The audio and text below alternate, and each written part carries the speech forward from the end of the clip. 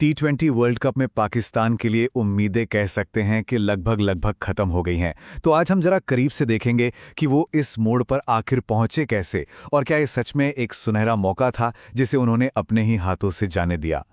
देखिए, सीधी और साफ बात तो यही है कि पाकिस्तान इस वर्ल्ड कप से लगभग बाहर है। हाँ, पूरी तरह से नहीं, लेकिन अब उनकी उम्मीदें ना एक पतले से धागे से बंधी हैं जो कभी भी टूट सकता है। लेकिन जैसा कहते हैं ना, क्रिकेट में कुछ भी हो सकता है। तो हाँ, अगर हम सिर्फ गणित की बात करें तो अभी भी उनके आगे जाने की एक बहुत ही छोटी, मतलब नामुमकिन सी उम्मीद बाकी है। तो चलिए अब उस कॉम्प्लिकेटेड से हिसाब किताब को समझते हैं। ये रास्ता इतना मुश्किल है कि इसमें सिर्फ पाकिस्तान के हाथ में कुछ नहीं है, बल्कि कई दूसरी टीमों के नतीजों को भी पाकिस्तान के हक में जाना होगा। इसे समझने के लिए तीन चीजें होनी जरूरी हैं और तीनों की तीनों। पहली शर्त कि न्यूजीलैंड अपने बचे हुए 2 मैचों में से सिर्फ एक ही जीते।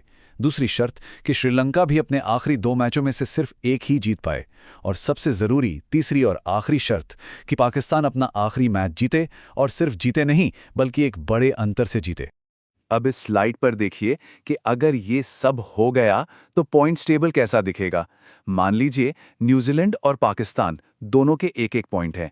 न्यूजीलैंड एक मैच जीता तो पहुंच जाएगा 3 पॉइंट्स पर। उधर पाकिस्तान अपना आखिरी मैच जीतकर आ जाएगा 3 पॉइंट्स पर। और श्रीलंका, जो अभी 0 पर है, अगर एक ही मैच जीतता है तो वो 2 पॉइंट्स पर ही अटक जाएगा। और सोचिए जरा, अगर ये सब कुछ बिल्कुल ऐसा ही हो जाता है, तभी पाकिस्तान का क्वालिफाई करना पक्का नहीं होगा, क्योंकि तब न्यूजीलैंड और पाकिस्तान के पॉइंट्स बराबर हो जाएंगे और फिर फैसला होगा नेट रन रेट पर, मतलब किसने बेहतर तरीके से रन बनाए और रन रोके। कुल मिलाकर मामला आखिर तक फंसा ही रहेगा। तो सवाल यही उठता है कि पाकिस्तान इस नाजुक मोड़ पर पहुंचा ही क्यों। उन्हें इस बात का अफसोस होना चाहिए, क्योंकि ये शायद उनके लिए T20 वर्ल्ड कप में कुछ बड़ा करने का सबसे बड़ा, सबसे सुनहरा मौका था, जिसे उन्होंने पूरी तरह से गंवा दिया।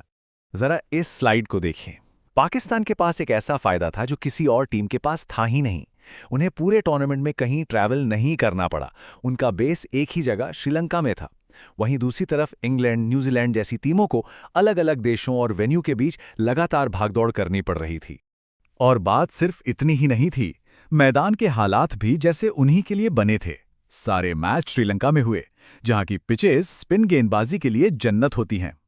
कोलंबो हो या कैंडी, हर पिच पर गेंद घूम रही थी। और पाकिस्तान की टीम में 1-2 नहीं बल्कि 4 से 5 क्वालिटी स्पिनर्स खेल रहे थे। मतलब ये तो सोने पे सुहागा था। तो फिर गड़बड़ कहाँ हुई? जवाब एक ही है, अनुशासन की कमी। टीम लगातार अच्छा प्रदर्शन नहीं कर पाई। गेंदबाज सही जगह पर लगातार गेंदबाजी करने में नाकाम रहे। छोटी छोटी गलतियों की वजह से जो दबाव बनाना चाहिए था वो बना ही नहीं, और नतीजा ये हुआ कि आज पाकिस्तान अपने प्रदर्शन पर नहीं बल्कि दूसरों के नतीजों पर निर्भर है। तो अब जब इस पूरे अभियान पर एक नज़र डालते हैं तो एक ही बात साफ साफ समझ में आती है। ये पाकिस्तान के लिए सच में कुछ बहुत अच्छा, कुछ खास करने का एक ज़बरदस्त मौका था। एक ऐसा मौका जो शायद उन्हें इतनी आसानी से दोबारा कभी नहीं मिलने वाला। तो आखिरी सवाल यहीं आकर रुकता है, क्या ये सिर्फ एक मौका था जो हाथ से निकल गया, या फिर टीम को उसकी अपनी अनुशासन की कमी और मैदान पर की गई गलतियों ने ही ले डूबा? इसका जवाब सोचने पर मजबूर करता है।